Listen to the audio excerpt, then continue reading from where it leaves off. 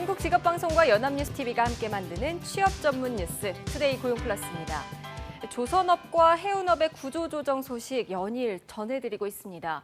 정부에 이어 경상남도 지자체들도 조선업체 살리기에 나섰는데요. 오태인 기자가 보도합니다. 도쿠에서 선박 건조 작업이 한창입니다. 아직 도쿠가 채워져 있지만 수주가 급감하면서 이마저도 언제 끝날지 모르는 상황. 정부가 내놓은 조선업체 대책과 별개로 경남 지자체들이 조선업 살리기에 나섰습니다. 우선 경남도가 조선업을 살리기 위해 추진하는 과제는 모두 16가지. 도는 행정부지사를 단장으로 조선업 위기 극복을 위한 지원 대책단을 운영할 계획입니다. 수주 지원, 기업 경영 자금 및 세제 지원, 고용 안정 등 단기 대책과 산업 경쟁력 강화를 위한 장기 대책으로 나누어서 실천하고자 합니다. 거제시도 중소기업 육성기금 지원 확대, 세제 감면 및 징수유예 등 지원 대책을 추진 중입니다. 또 예산을 조기 집행해 지역 경제 살리기에 안간힘을 쏟고 있습니다. 지역 금융권도 지원에 나섰습니다. 경남은행은 거제시와 협약을 맺고 지역 상품권을 사들이고 장학금을 전달했습니다. 농협 거제시지부와 지역 단위 농협도 지원 방안을 협의 중입니다. 이 같은 지자체와 금융권의 노력이 위기를 맞은 조선업체와 거제 지역 경제를 살릴 수 있을지 관심이 쏠리고 있습니다. 연합뉴스 오태인입니다. 삼성중공업이 채권단으로부터 요구받은 자구 계획을 다음 주 안에 제출할 것으로 보입니다. 채권단과 업계에 따르면 삼성중공업은 현재 재무구조 개선과 유동성 확보 방안이 담긴 자체 자구책을 만들고 있으며 다음 주 안에는 이를 주채권은행인 산업은행에 낼 것으로 알려졌습니다. 업계에서는 함께 구조조정 수순에 돌입한 현대중공업이 발빠른 대응을 보이면서 삼성중공업도 더는 지체하기 어려워졌다는 분석이 나옵니다. 특히 이동걸 산업은행 회장이 박대영 삼성중공업 사장과의 만남을 추진하고 있어 삼성중공업의 구조조정 작업은 가속화될 전망입니다. 우리 기업들이 쿠웨이트에서 신도시 개발 사업에 참여하게 됐습니다. 그 규모가 성남 분당 신도시의 3배에 달한다고 하는데요. 본격적인 중동발 건설 특수로 이어질지 관심을 끌고 있습니다. 김종성 기자입니다. 쿠웨이트의 수도 쿠웨이트시티에서 서쪽으로 30km 떨어진 지역. 사우스 사드 알 압둘라 신도시 개발에 우리 기업들이 뛰어듭니다. 우리나라와 쿠웨이트는 신도시 개발 협력을 위한 양해각서를 체결하고 공동 투자와 협력을 강화하기로 했습니다. 이번 사업은 분당 신도시의 3배, 59제곱킬로미터 면적에 2만 5천 가구의 주택을 짓는 것이 주 내용. 단지 조성비만 40억 달러, 우리 돈 4조 6,700억 원대의 초대형 개발 사업입니다. 정부는 지난해 3월 박근혜 대통령의 중동 순방 중 쿠웨이트와 산업협력과 관련한 교감을 나눈 후 수주 지원단 파견을 거쳐 사업 계획을 구체화했습니다. 특히 양국은 신도시 건설에 우리나라의 ICT 기술을 접목해 세계 수준의 스마트 도시를 만들기로 했습니다. 프로젝트에는 한국토지주택공사와 대우건설, 한화건설, SK텔레콤 등 국내 9개 기업이 컨소시엄을 이루어 참여하는데 이들은 쿠웨이트 정부와 공동 출자한 특수목적 회사를 설립해 신도시 설계와 시공, 운영 등 전 과정에 관여할 예정입니다. It will be very, efficient to the Kuwaitis to have a smart city, the first smart city in Kuwait. And we look forward for more cooperation with the Korean government and the Korean companies in the field of construction in the near future. 저유가로 중동 인프라 발주가 줄면서 국내 건설사들의 올해 1분기 수주액은 1년 전보다 15% 줄어든 상황. 이번 쿠웨이트 신도시 개발은 최근에 이란 특수와 함께 그동안 해외 수주에서 길을 못 폈던 우리 건설사들에게 단비가 될 것으로 기대됩니다. 연합뉴스TV 김종성입니다. 세계 각지에서 지금 중국 기업들은 무서운 속도로 기업들을 사들이고 있습니다. 한국도 예외가 아닌데요. 특히 보험 시장에서 두드러지고 있습니다. 이미 생명보험사 2곳이 중국 자본에 넘어갔는데 매물로 나온 또 다른 대형 보험사마저 중국에 넘어갈 것이란 관측입니다. 김동욱 기자입니다. 증권 보험 업약을 가리지 않고 빠른 속도로 국내 금융사를 인수해온 중국 자본이 또 한 번 대형 인수합병에 나섭니다. 매물로 나온 자산 규모 국내 6위 ING생명의 유력한 인수 후보로 중국 안방보험과 중국 2위 보험사인 핑안보험이 꼽히고 있는 것입니다. 특히 안방보험은 이미 지난해 9월 동양생명을 인수한 데 이어 지난달에는 알리안츠생명까지 사들여 이미 생보업계 5위. 만약 ING생명까지 인수하면 삼성, 한화, 교보생명 등 빅3 다음 자리를 차지하게 됩니다. 물론 국내에도 인수 후보는 있습니다. 안방보험이 ING생명을 인수하면 당장 시장 지위가 위협받는 한화생명과 교보생명이 나설 것이란 관측. 하지만 은행 일변도 사업 구조를 바꾸겠다며 한동안 제2금융권 인수전에 뛰어들었던 금융지주사들은 나서기 어렵다는 관측이 많습니다. 기업 구조조정으로 발생할 수 있는 부실에 대한 우려 탓에 적극 나서기 어렵다는 것입니다. 실제로 국내은행의 조선해운 관련 위험 노출액은 88조 원 선. 국책은행의 몫이 많기는 하지만 몸집 불리기보다 위험 관리를 우선할 시기임은 부인하기 어렵습니다. 국내 금융권이 구조조정에 매달리는 사이 인수합병을 통한 중국 자본의 국내 금융시장 진출이 가속화할 것이라는 우려도 커지고 있습니다.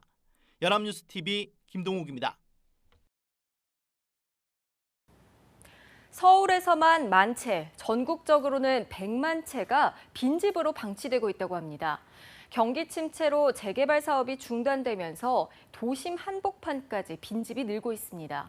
방치된 빈집을 주거난의 대안으로 활용하자는 목소리가 높습니다. 이경태 기자입니다. 서울 광화문에서 5분 거리 서대문구 현조동 일대입니다. 도보로 5분이면 지하철 독립문역이 있는 역세권입니다. 길 건너 무학동엔 초고층 아파트가 들어섰지만 이 일대는 유령 마을이 돼버렸습니다. 일대에 방치된 주택만 120여 채, 사업 면적 중 사유지와 국공유지가 복잡하게 섞여 있고 개발 방식에도 주민 의견이 분분해 벌어진 일입니다. 서울에서만 만여 채, 전국적으로는 무려 100만 채가 빈집으로 방치돼 있습니다. 빈집이 늘어나는 가장 큰 원인은 부동산 침체와 인구 감소 때문입니다. 정부와 자치단체가 골칫거리인 빈집을 주거난의 대안으로 활용하는 방안을 작년부터 검토하고 있습니다. 서울시는 집주인이 주변 시세의 80%로 싼 값에 세를 놓을 경우에 한해 빈집 수립이 절반을 지원하는 사업을 시작했습니다. 국토교통부도 빈집을 철거해 임대주택이나 공용시설로 활용하는 방안을 고민하고 있습니다. 가까운 일본은 이미 빈집 살리기 특별법까지 만들어진 상황. 주거정책을 개발해서 재활용으로 바꾸는 등 달라진 인구 구조에 적합한 대책 마련을 서둘러야 한다는 목소리가 높습니다. 연합뉴스TV 이경태입니다. 수강생을 모으려고 선행학습을 부추긴 학원들이 무더기로 적발됐습니다. 교육청은 이번에 적발된 학원들에 벌점을 부과하고 교습 정지 명령까지 내렸습니다. 팽재용 기자의 보도입니다. 서울시교육청이 지난달 시내학원 밀집 지역에서 불법 광고 집중 단속을 했습니다. 올해부터 새로운 교육제도인 자유학기제가 시작된 가운데 학부모들의 불안 심리를 자극한 무분별한 사교육을 막기 위해서입니다. 60곳을 단속한 결과 절반 정도인 28개 학원이 적발됐습니다. 불법 광고는 대범하면서도 다양했습니다. 중학교 학생을 모집하는 학원에서는 고1 과학을 배우는 반이라며 대놓고 선행학습을 부추겼고 학원 건물 외부에 대입 합격자 명단을 올리는 경우도 다수 있었습니다. 서울시교육청은 위반 정도가 심한 학원 한 곳에 대해 일주일간 교습 중지 명령을 내리고 나머지 27곳에 대해서는 벌점과 100만 원에서 300만 원의 과태료를 부과했습니다. 교육청은 이번에 적발된 학원에 대해 위법 사항이 근절될 때까지 2달 간격으로 반복 점검을 할 계획이며 벌점이 기준치 이상을 넘길 경우 등록 말소까지 할 방침입니다. 한편 서울시교육청은 오는 7월부터 학원비 외부 표시제를 전면 시행하며 이를 지키지 않을 때도 벌점과 과태료를 부과할 계획입니다. 연합뉴스TV 팽재용입니다. 대학 입시에서 수시 모집의 비중이 커지는 가운데 2018학년도 전문대 입시에서도 전체 모집 인원 중 85%를 수시 모집으로 선발합니다. 전형 요소 가운데는 학교 생활기록부 위주 전형으로 70.6%를 선발하게 됩니다. 한국전문대학 교육협의회는 이런 내용의 전국 137개 전문대의 2018학년도 입학 전형 시행 계획 주요 사항을 발표했습니다. 2018학년도 모집 인원은 학령 인구 감소에 대비한 정원 조정 등으로 전년 대비 2.2% 줄어든 21만여 명입니다.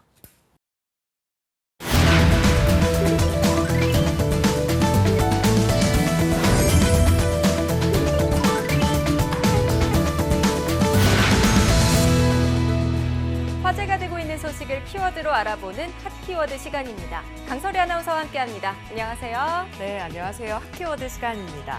다니던 직장이나 학교를 잠깐만 쉬고 진짜로 내가 원하는 삶이 뭔지 딱 1년 정도만 고민해보면 어떨까? 혹시 이런 생각 해보신 적 있나요? 오늘 나갈 준비하면서도 딱 그 생각했다 이런 분들 많으실 것 같은데요. 이처럼 학업이나 일을 잠시 중단하고 하고 싶었던 일을 하면서 자신을 되돌아보는 기간을 말하는 용어가 있습니다. 바로 갭이어인데요. 오늘 핫키워드 시간에는 이 갭이어에 대해서 알아보도록 하겠습니다.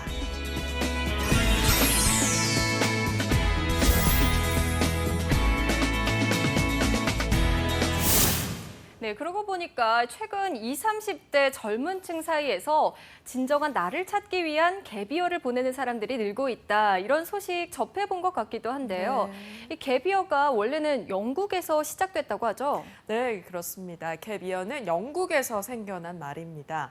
대학 진학을 앞둔 학생들이 여행이나 인턴십, 봉사활동 등을 하면서 진로를 탐색하는 기간을 뜻하는데요. 이 제도가 영국에서 성공적으로 정착하니까 아일랜드에서 이걸 전환 학년제라는 이름으로 도입을 했고 학생들의 참여율 또 만족도가 높아지면서 유럽 국가들에서도 도입을 하기 시작했습니다.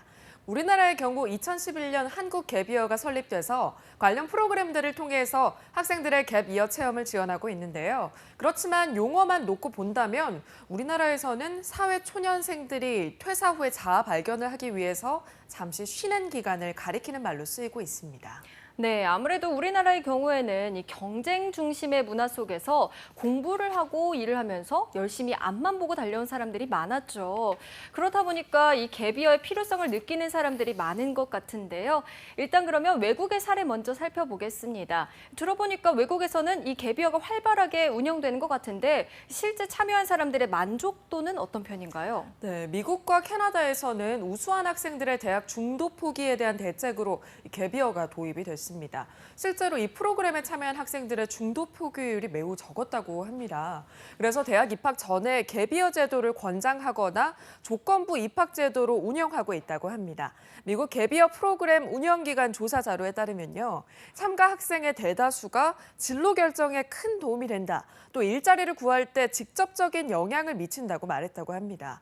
또 뉴질랜드 교육부의 발표에 의하면 갭이어 시간을 보낸 학생의 학업 성취도가 그렇지 않은 학생보다 무려 15% 이상 높았다고 하는데요. 갭이어의 긍정적인 효과가 세계 곳곳에서 입증되고 있는 셈입니다.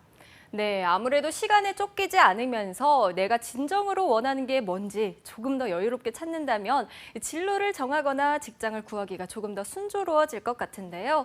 그런데 말이 쉽지 사실 바쁘게 살아가는 일상 속에서 실천하기는 쉽지 않을 것 같습니다. 우리나라에서 수요가 어느 정도 됩니까? 네, 한국 갭이어에 의하면 검색어 등을 빅데이터로 분석해봤을 때 휴학, 배낭여행 이런 단어가 꾸준히 검색된다고 합니다. 갭이어라는 문화에 공감하고 본인 스스로가 하고 싶어하는 욕구도 많아지고 있는 것으로 보이는데요. 우리나라에도 사실 갭이어와 유사한 제도가 있긴 합니다.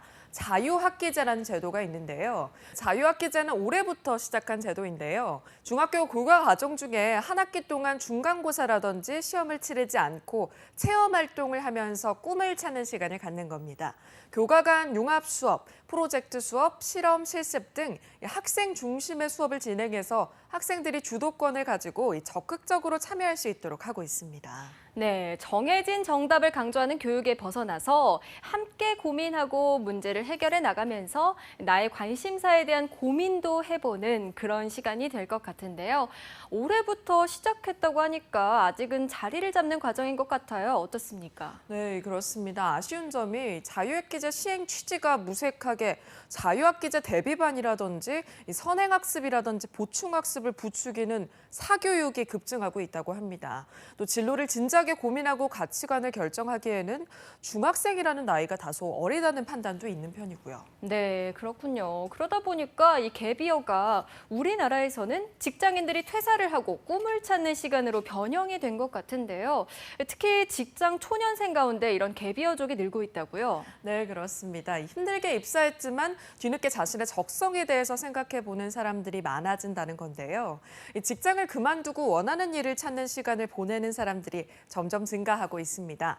진학 뒤에 진학, 졸업 뒤에 입사, 이런 흐름이 당연하게 여겨져 왔기 때문이 아닌가 싶은데요. 남들보다 조금 뒤처질까 봐, 남들과 다른 인생을 살까 봐 이런 조바심 때문에 다음 삶의 방향을 자신이 선택하지 못하고 그저 사회적 흐름을 따라왔던 거죠. 이에 전문가들은 주위의 기대에 맞춰 자라온 우리 젊은이들은 30즈음에야 자신의 삶을 주도적으로 이끌고 도전하는 경향을 보인다면서 이 갭 이어족의 증가가 우리나라의 사회 특성을 잘 반영하는 현상이라고 말하고 있습니다. 네, 그렇죠. 심각한 청년 취업난에 취업을 해도 쳇바퀴 굴러가듯 힘든 회사 생활이죠. 그렇게 열심히 일을 해도 내 집 마련도 힘들고 결혼 그리고 출산도 역시 보통 일이 아닌데요. 3포 세대, 4포 세대 이런 말이 있죠.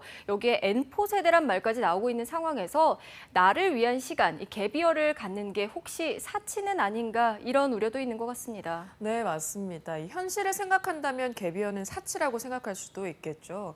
이 당장 학자금 대출에 한시라도 빨리 돈을 벌어야 하기 때문입니다. 특히 사람들이 갭이어의 용기를 내지 못하고 있는 이유 중에 하나가 바로 이력서의 빈 시간을 어떻게 메워야 할까 이것 때문이라고 하는데요. 그렇지만 채용 전문가들이 말하는 건 이력서의 빈 시간은 전체적으로 봤을 때 당락을 결정짓는 요소는 아니다고 단언합니다. 갭이어를 통해서 배우고 느낀 점을 드러내는 것에 집중해야 한다고 하는데요. 새로운 경험을 통해서 보다 성숙해진 자신의 역량을 어필할 수 있도록 해야 한다고 합니다. 또 영국의 취업 정보 사이트에 의하면 실제로 졸업 후에 갭이어를 보낸 사람 가운데 88%가 갭이어 시간이 취직 시간에서 경쟁력을 갖는 중요한 요소가 되었다고 말했다고 합니다. 네, 그렇군요. 당장 이력서의 빈 공간을 채우는 것보다 앞으로의 삶의 방향성을 결정하는 게 더 중요해 보입니다. 네, 그렇다면 우리나라에서는 이 갭이어를 실제로 체험한 사람들이 그 시간 동안 보통 어떤 활동을 했을까요? 네, 우리나라 갭이어 체험자들의 사례를 살펴보면요. 제3세계를 돌면서 오지에서 봉사활동을 한다든지 어떤 체험자는 이탈리아로 여행을 가서 피렌체 지역의 한 공방에서 3개월간 금속 공예를 배우기도 했다고 합니다. 현재는 프리랜서로 금속 디자인 일을 하고 있다고 하는데요. 갭이어 전에는 대기업을 다녔다는 이 청년, 소득이 전에 비해 절반 수준도 안 되고 가끔 불안한 마음도 있긴 하지만 내가 정말 하고 싶었던 일을 하게 돼서 후회는 없다고 말했다고 합니다. 또 현재 한국 갭이어라는 곳에서 여러 가지 프로그램을 진행하고 있다고 하는데요. 해외에서 머물며 갭이어를 보내는 글로벌 스토리나 국내외 기업, 국제기구 등 원하는 곳에서 활동하는 인턴 프로그램 등이 마련되어 있습니다. 네, 그렇군요. 이 적성은 뒤로 한 채 획일화된 환경에서 자라왔기 때문에 나를 돌아볼 여유조차 누리지 못했던 우리 젊은이들이 갭이어에 관심을 갖는 건 어떻게 보면 당연한 게 아닌가 싶고요. 또 한편으로는 이런 건강한 문화가 잘 정착되었으면 하는 바람입니다. 더 좋은 대학이나 더 좋은 회사가 아니고 정말로 내가 원하는 삶에 대한 질문을 던지고 싶을 때 이 갭이어가 삶의 중요한 쉼표가 되어주지 않을까 싶습니다. 네, 오늘의 핫키워드 갭이어에 대해서 알아봤습니다. 강설희 아나운서 고맙습니다. 네, 고맙습니다.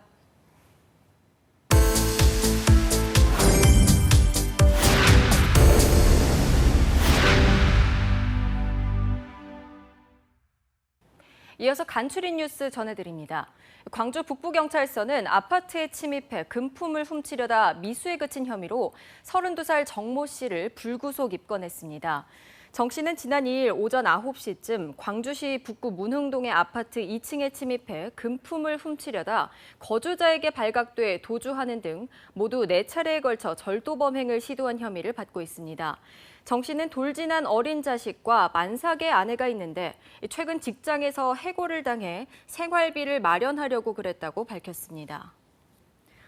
올해 들어 3월까지 정부가 거둔 세금이 작년 같은 기간보다 대폭 늘었습니다.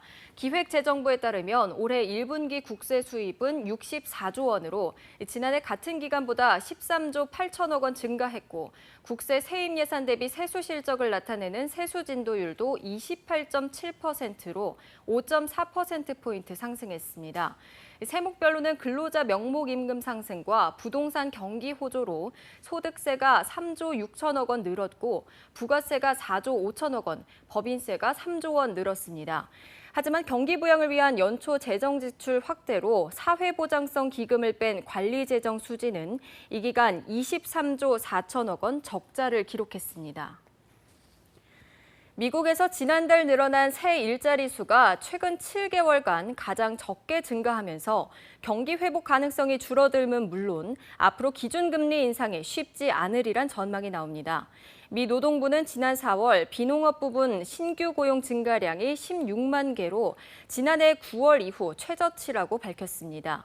최근 고용시장의 화랑조짐은 지난해 12월 중앙은행인 연방준비제도가 기준금리를 올리게 된 주요한 근거였지만 부진한 고용 성적에 향후 연준의 추가 금리 인상이 어려우리란 관측에 힘이 실렸습니다. 국책연구기관 한국개발연구원 KDI가 소비 등 일부 경기 지표의 개선에도 한국 경제의 성장세가 여전히 낮은 수준이라는 평가를 내렸습니다. KDI는 지난 9일 경제동향 5월호에서 이 같은 평가를 내놓고 그 근거로 민간 소비와 건설 투자의 증가세가 크지 않거나 일시적 요인 때문이라는 점을 들었습니다. KDI는 특히 수출 부진이 제조업과 설비 투자의 부진으로 이어지면서 한국 경제의 발목을 잡는 형국이라고 분석했습니다.